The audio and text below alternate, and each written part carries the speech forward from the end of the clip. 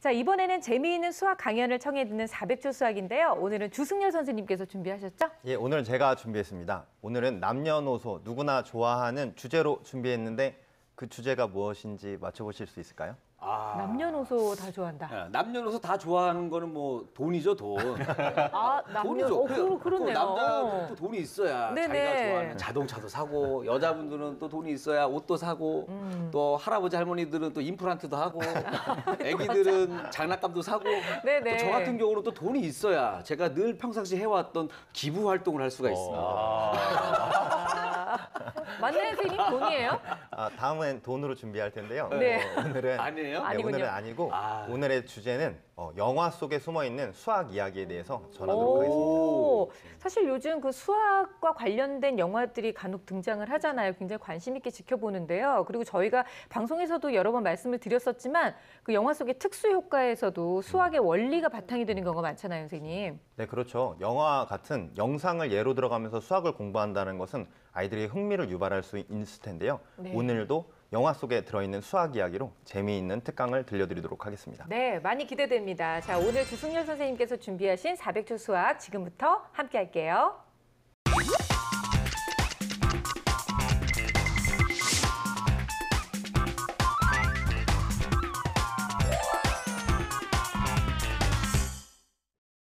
오늘은 영화 속 소재로 사용된 수학 문제들을 소개하고 그 풀이법을 알아보는 시간을 갖겠습니다.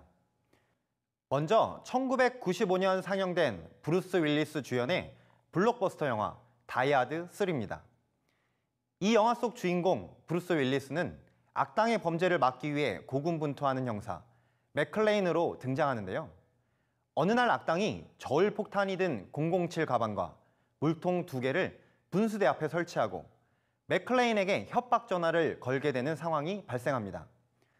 분수대 앞에 저울 폭탄을 뒀으니 폭탄을 막기 위해서는 저울 위에 정확히 4리터의 물을 올려놓아야 한다.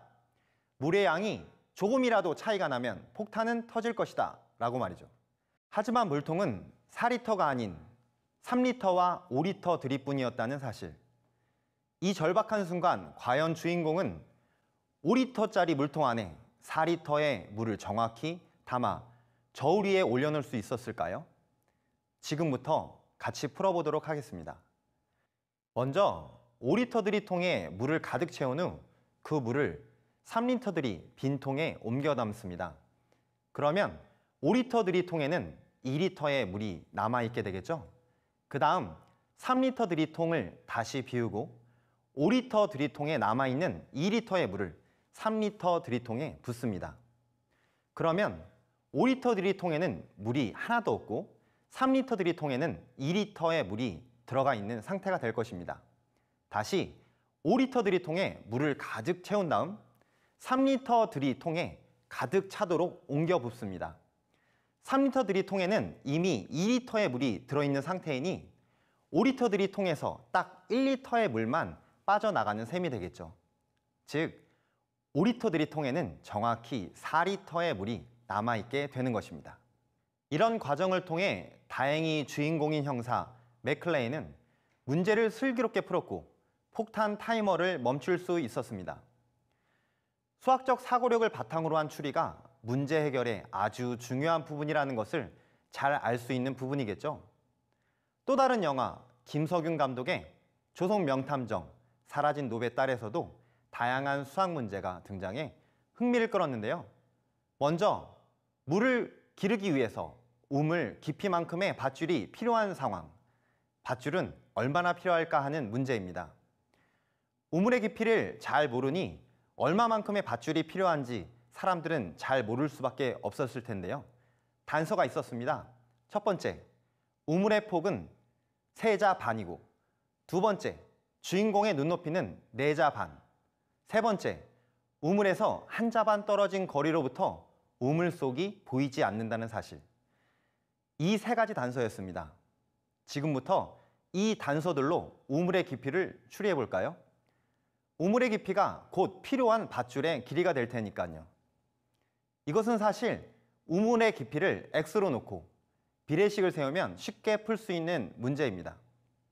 떨어진 거리 1.5 대 우물의 폭 3.5는 눈높이 4.5대 우물의 깊이 x로 식을 세우고 비례식 계산 과정에 따라서 3.5와 4.5를 곱해 1.5로 나눠주면 x는 10.5, 즉 우물의 깊이는 10자 반, 11자짜리에 밧줄이면 물을 길어 올리기에 충분하다는 결과가 나오게 되는 것입니다. 참고로 센티미터나 미터의 개념이 없었던 옛날의 한자는 약 30cm이니까 우물의 깊이는 3m가 훌쩍 넘는다는 뜻이 되겠죠. 영화에선 다혜라는 소녀가 이 문제를 해결했는데요. 다혜는 그 시절 수학적 사고력이 아주 뛰어났던 소녀였던 것 같네요. 또 이 영화에서는 한 사람이 5냥씩 내어 물건을 사면 6냥이 남고 한 사람이 3냥씩 내어서 물건을 사면 4냥이 모자란다. 총 몇 사람이며 물건을 사는데 드는 비용은 얼마일까 궁금해하는 상황이 등장하는데요. 이건 1차 방정식의 활용 문제입니다. 이 문제도 식만 제대로 세운다면 답을 금방 구할 수 있습니다. 물건을 사는 사람을 X라고 한다면 5냥씩 돈을 내어서 물건을 사니 6냥이 남는 것을 5x-6, 3냥씩 내어 물건을 사면 4냥이 모자란다는 건 3x 더하기 4로 표현할 수 있습니다. 즉 5x-6은 3x 더하기 4라는 식으로 성립되게 되는데요. 계산해보면 x는 5, 즉 사람은 5명이라는 사실을 알 수 있고 5 곱하기 5 빼기 6은 19이므로 물건을 사는데 드는 비용은 19냥이 됨을 쉽게 알 수 있습니다. 식을 세우는 것을 어려워하는 아이들도 이런 식으로 예를 들어준다면 훨씬 쉽게 이해할 수 있겠죠. 이렇게 영화 속 수학 이야기들을 다시 활용해 아이와 함께 공부하는 것만큼 흥미 유발에 좋은 것은 없습니다. 책을 보는 걸 지겨워하는 아이라면 이제 영화와 같은 영상을 이용해 보세요. 영화 속 주인공이 되어서 다시 한번 문제를 풀어보는 과정에서 유추하는 능력도, 수학 실력도, 수학적 사고력도 쑥쑥 키울 수 있을 테니까요.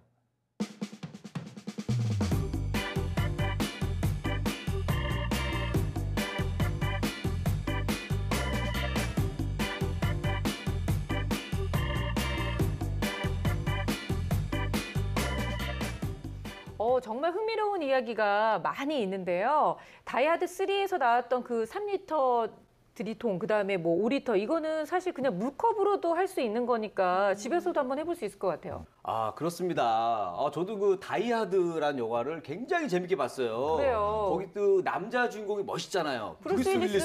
맞아요. 그래갖고 너무 멋있어가지고 어렸을 때는 나도 크면은 저 사람처럼 머리가 벗겨졌으면 좋겠다. 아주 환하게 너무 멋있어가지고 그 정도로 제가 이 영화를 너무 좋아했는데. 그래요? 네. 근데 지금 생각해 보면 큰일 날 상상을 한 거죠. 제가 눈도 작은데 이마까지 넓어 보세요. 이거 큰일 납니다. 머리라도 있어서 다행인데 어쨌든 그 영화 속에 나오는 그 저울 폭탄. 네. 요거 보면서 야 이거 우리 조카들이 보는 이 수수께끼 책에도 가끔 나오거든요. 맞아요. 근데 이제 조카들하고 얘기할 때 선생님이 얘기해 주신 대로 내가 다 설명을 하면은 잘난 척까지 할 수 있을 것 같아요. 정말 멋있는 삼촌이 되실 수 있을 것 같은데요. 맞습니다. 영화 속에 지금 수수께끼가 들어있는데요. 이것뿐만 아니라 영화 속에 들어있는 여러 가지 수학적인 원리가 수학을 좀 거부 반응을 갖고 있는 아이들에게 논리적 사고 능력을 키울 수 있는 좋은 교보제가 될 거라고 생각이 들고요. 네. 그래서 특히 수학을 싫어하는 친구들이 좋아할 수 있는 소재를 가지고 있는 영화들이 무엇이 있을까 찾아보시는 것이 좋을 텐데요. 그 중에 하나가 페르마의 밀실이라고 하는 영화가 또 있습니다. 네. 이 영화에서는 그 큐브 안에 들어있는 수학자들이 수학 문제를 풀어야만 그 큐브에서 탈출할 수 있는 내용이기 때문에 그 안에 수학적인 문제들이 상당히 많이 나와 있고 그리고 초중고등학교 학생들도 누구나 풀 수 있는 문제들이 나오기 때문에 네. 한번 살펴보시는 것도 좋다라는 생각이 듭니다. 그래요. 근데 강연 속에 등장한 영화로만 보면 사실 어린아이들의 관심을 끌기는 조금 어려운 부분들이 있어서요, 선생님. 눈높이를 조금 낮춰서 쉬운 영화는 없을까요? 있죠. 플랫랜드라고 수학 애니메이션이 있거든요. 네. 이거는 도형을 정말 쉽게 풀어놓은 만화예요. 그래서 보면은 주인공이 육각형이거든요. 그래서 점점 각이 많아질수록 계급이 높아져요. 그래서 수학적인 논리로 4차원의 세계를 예측한 건데요. 각이 무한대로 늘어가는 체원이 최고 계급이 되고 이제 0차원인 점들이 모여서 1차원인 선이 되고 1차원인 선이 모여서 2차원인 면이 되고 이런 식으로 해서 3차원, 4차원을 점점 이룩해가는 그러니까 도형에 대해서 보기만 해도 체계적으로 느낄 수 있는 굉장히 재밌는 쉬운 애니메이션입니다. 그렇군요. 이런 것도 있습니다. 천재 수학자의 삶을 그린 네. 뷰티풀 마인드라는 영화. 오, 알죠. 너무 감동적이었어요. 그리고 전쟁에서 수학의 필요성을 알려줬던 이미테이션 게임이라는 영화도 굉장히 좋았습니다. 네. 영화 좀 아는데요. 제가 사실 이렇게 많이 아는데 이 영화 관련 프로그램에서 연락이 안 와요. 이런 거 하면 얼마나 좋습니까? 영화 속에 숨어 있는 수학을 찾아내는 김일희의 눈. 자, 이런 거 하면 또 얼마나 또 시청률 올라가겠어요. 네. 어떻게 수다하게 고정 코너로 좀 한번 만들어 볼까요? 그럴까요? 영화를 보다 보면 말이 안 되는 얘기들이 나올 때가 많아요. 예를 들어서 고질라 같은 영화 보면 높이가 한 55m에 무게가 25,000톤 정도 되는데 그러면 그 안에 있는 뼈로는 그걸 지탱할 수가 없거든요. 근데 이게 움직이잖아요. 네. 그러니까 걸리버 여행기에 큰 사람이 사실 존재할 수가 없는 게 수학적 이치를 알면 그게 존재할 수가 없다는 걸 알게 되고요. 영화를 보면서 조금만 의문을 제기하는 생각을 하면 수학적 사고력도 커질 수 있습니다. 네. 맞습니다. 우리가 영화 보다 보면은 야, 저게 말이 돼? 그럴 이런 때 장면이 있죠. 굉장히 맞아요. 많잖아요. 네. 많은데 이제는 그냥 그렇게 넘기지 말고 그런 장면에서 아이들하고 이제 이 수학적인 대화를 하면 굉장히 좋을 것 같아요. 그러니까요. 그러니까 뭐 주라기 공원이라던가 뭐 캐리비안의 해적 이런 것도 네. 있고 또 아이언맨 이런 거 보면서도 할 얘기가 많을 것 같아요. 독서뿐만 아니라 이렇게 영화를 보고 나서도 후 활동을 한다면 또 그 후 활동을 통해서 수학적 사고력도 키울 수 있다면 일석이조가 아닐까라는 생각이 듭니다. 아이들과 함께 이번 주에도 수학과 관련된 이야기 많이 나누시기 바라고요. 수학적 고민이 있으시거나 또 궁금증이 있으신 분들 저희 홈페이지를 통해서 여러분들의 사연 많이 남겨주시기 바랍니다. 자, 오늘은 여기까지고요. 저희는 다음 시간에 다시 찾아올게요. 감사합니다.